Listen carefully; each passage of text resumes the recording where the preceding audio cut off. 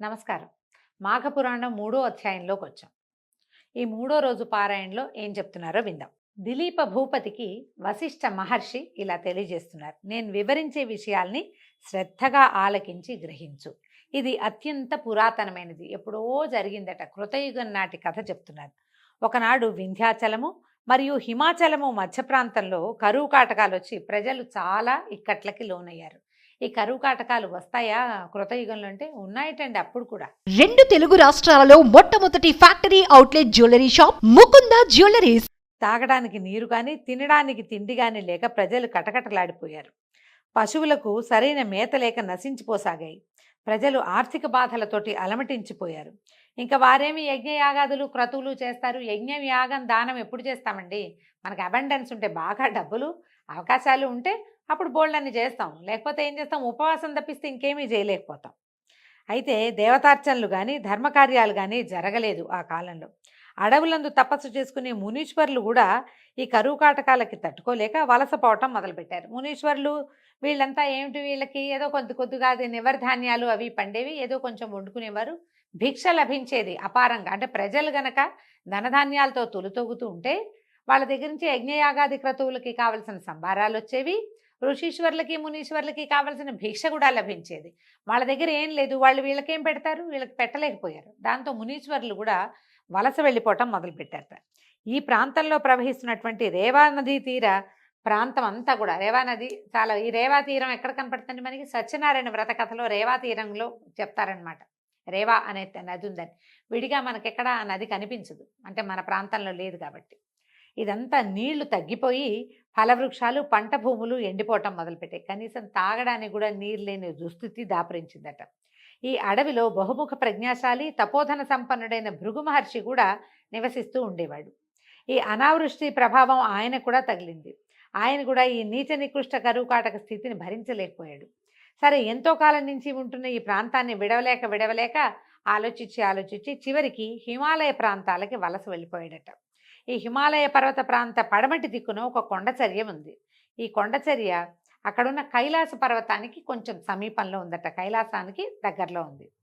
హిమాలయ ప్రాంతం అంతా మంచుతో కప్పబడి ఉండటం వల్ల కైలాస పర్వతం వెండి కొండలాగా ప్రకాశిస్తూ ఉండేది. ఆ ప్రాంతం అంతా ఇంద్రనీల మణుల చేత నిక్షిప్తమై అక్కడ ఉన్నాయట. ఇంద్రనీల మణులు అంటే గనులు ఉండుంటాయి. ఆ రాళ్ళు అట్లాంటి నీలపు రంగున్న రాళ్ళు అయి ఉంటాయి. వాటి కాంతితోటి, ఆ నీలపు రంగు కాంతిపడి ఈ తెలుపు మరింతగా మెరుస్తూ ఉండేదట. ఈ కొండ వద్దకి తరచుగా మహర్షులు, జ్ఞానులు, సిద్ధులు, తపోశక్తి సంపన్నులు ఇత్యాదులంతా వచ్చి శ్రీమన్నారాయణ్ణి భక్తిభావాలతో స్తుతించి వేణోళ్ళ కొనియాడి ఆధ్యాత్మిక చింతనలో మునిగిపోయేవాళ్ళు. అంటే విష్ణు భక్తులు వచ్చి తపస్సు చేసుకునేవాళ్ళు. కైలాసం పక్కనే ఇది. యక్ష కిన్నర కింపురుషాది గంధర్వులందరూ విహారానికి ఈ ప్రాంతానికే వచ్చేవాళ్ళట. దిలీప చక్రవర్తి అడుగుతున్నారు, మహాత్మా, ఈ పర్వత వైశిష్యత కడు రమ్యంగా ఉంది, మరింతగా మరీ వింత కొలుపుతోంది, మరిన్ని విశేషాలు చెప్పండి అని అడిగేసరికల్లా అప్పుడు ఈయన వశిష్ఠ మహర్షి ఇట్లా చెప్తున్నారు. విషయ పరిజ్ఞానం సంపాదించుకోవాలని నీ కుతూహలం చాలా శ్లాఘనీయమైందయ్యా. నీ అభీష్ట ప్రకారమే మరింతగా చెప్తాను విను. ఇది ఒట్టి కొండ, ఏవో రాళ్ళున్నాయి, మెరవటమే కాదు, ఇక్కడ ఇంకా చాలా వింతలున్నాయి. ఈ వింత వన్యమృగాలు, పలు రకాలైన పక్షులతోటి నిండి ఉండే ఈ పర్వతరాజం మిక్కిలి విచిత్రమైనది. సాధారణంగా అంత మంచు ఉంటే పక్షులు ఉండవనుకుంటాం, కానీ హిమాలయ వర్ణనలో హిమాలయాల మీద చెట్లు ఉన్నాయని, కొండలు, పర్వతాలు, శిఖరాలు చాలా ఉన్నాయని, బోలెడు రకాల జంతువులను గురించి వర్ణన ఉంటుందండి. కాళిదాసు రాసినటువంటి మరి కుమార సంభవ కావ్యంలో హిమాలయాల్ని భలే అద్భుతంగా వర్ణిస్తారు. చాలా బాగుంటాయి. ఇవి కూడా అందులో నుంచి చెప్తున్నారనమాట.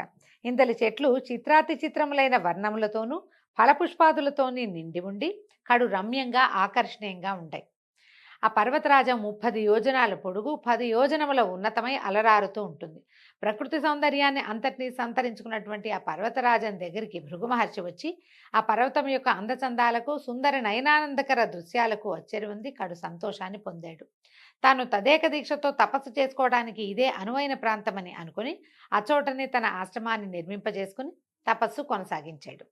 ఇట్లు కొంతకాలం అయింది. భృగు మహర్షి యొక్క తపస్సు నిర్విఘ్నంగా కొనసాగుతూ ఉంది. అత్యంత పరమనిష్టాగరిష్ఠుడైనటువంటి భృగు మహర్షికి ఆ ప్రాంతం ఎంతో తగినట్టుగా ఉంది. సంతృప్తిగా తపస్సు చేసుకుంటూ ఉండేవాడట. కొన్నాళ్ళు అయిన తర్వాత ఒకనాడు ఒక గంధర్వుడు భార్యా సమేతుడయ్యి ఈ పర్వతం మీదకి వచ్చి విహరిస్తూ తపస్సు చేసుకుంటున్న భృగు మహర్షిని చూశాడు.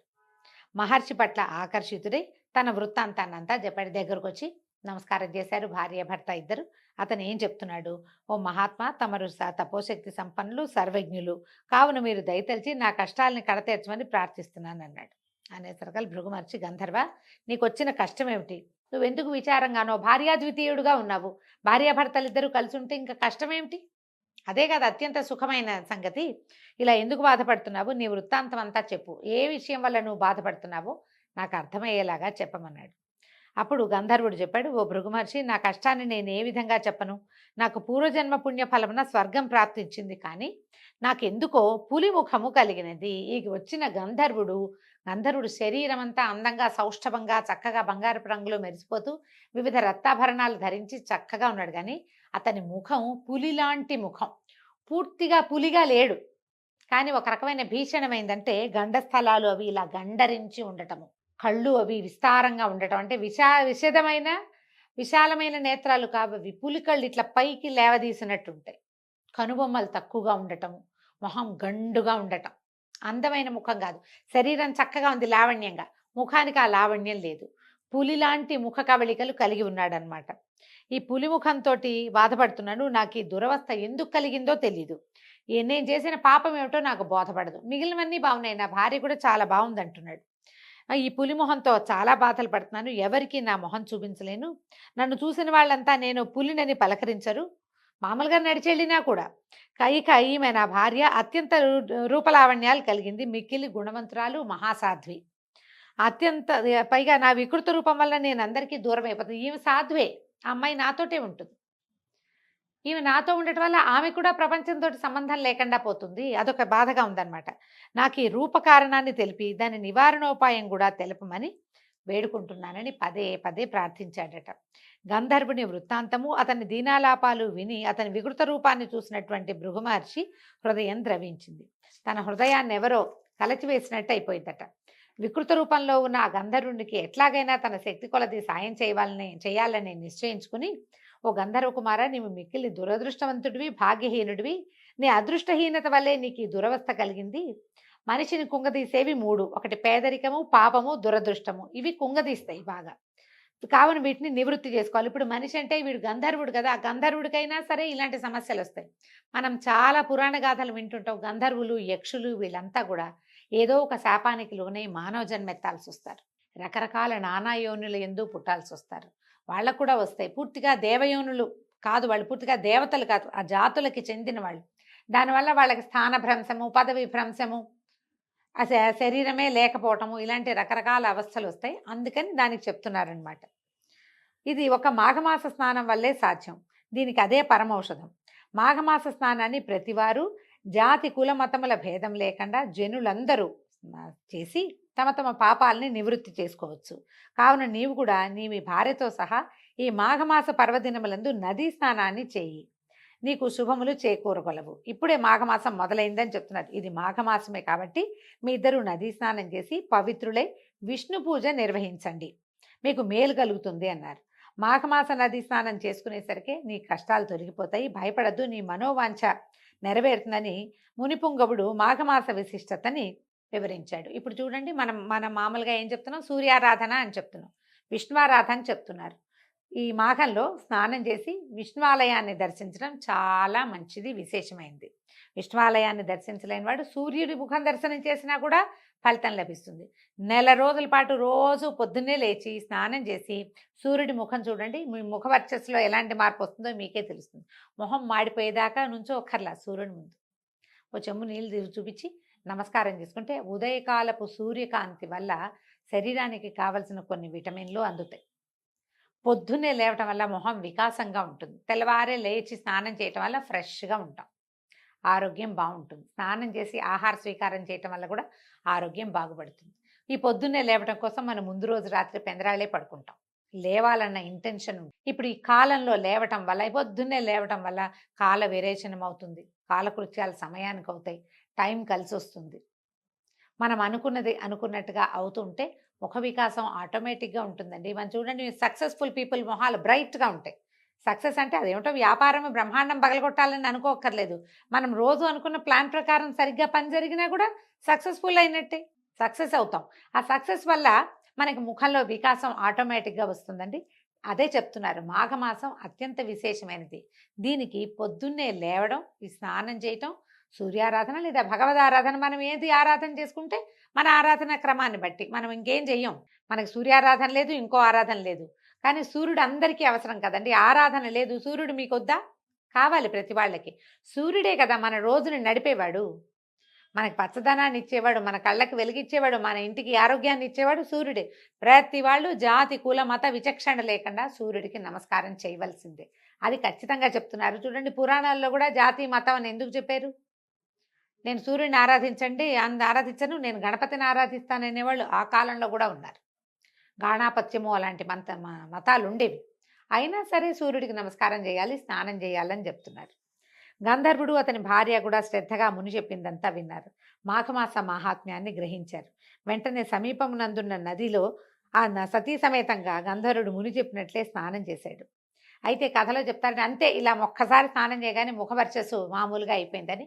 ఈ నెల రోజులు మాఘ స్నానం చేయటం వల్ల, సూర్యారాధన చేయటం వల్ల, విష్ణువారాధన చేయటం వల్ల మాఘం అవ్వగానే అతనికి ముఖంలో మార్పు వచ్చిందని పద్మపురాణంలో చెప్పబడిందని. మామూలు పురాణాల్లో ఒక్కసారి చేస్తే అయిపోతుంటారు, ఒక్కసారి చేస్తే కాదు, సమయం పడుతుంది, కానీ అవకాశం ఉంది. అయితే క్రమంగా అతనికి ముఖంలో ఉన్నటువంటి పులి రూపం పోయి అందమైన తోటి వెలిగిపోసాగాడు. భర్తను చూసిన ఆ గంధర్వుని యొక్క భార్య ఆనందంతో ఉబ్బి తబ్బిబ్బైపోయింది. మిక్కిలి తేజస్సుతో సుందరమైన ముఖవర్చస్సుతోటి ప్రకాశిస్తున్న భర్తని కౌగిలించుకుంది. అమితానందంతో ఆ గంధర్వ దంపతులు ఆనంద సాగరంలో ఓలలాడారు. కొంతసేపటికి గంధర్వ దంపతులు ఇద్దరు తీరుకొని మునిశ్రేష్ఠుడైన భృగు మహర్షి దగ్గరకు వచ్చారు. వాళ్ళిద్దరూ మహర్షికి సాష్టాంగ దండ ప్రణామాలు చేసి భృగు మహర్షిని వేనోళ్లా కొనియాడి తమ నిజ నివాసానికి వెళ్ళిపోయారు. భృగు మహర్షి వారిని హృదయపూర్వకంగా దీవించి పంపివేశారు.